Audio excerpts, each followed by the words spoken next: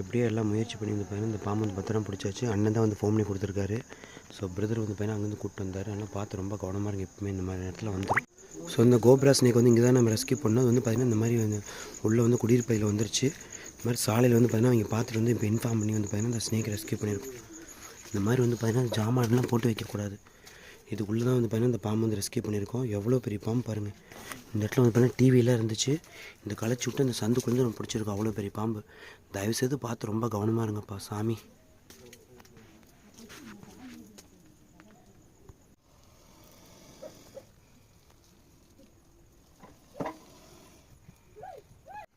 So தான் அந்த spectacle cobra snake வந்து ரெஸ்கியூ பண்ணியிருக்கோம். அந்த மாதிரி வந்து பார்த்தீங்கன்னா வீட்டுக்குள்ளே இருந்து இந்த சாலைக்குள்ளேருந்து நம்ம பிடிச்சிருக்கோம்.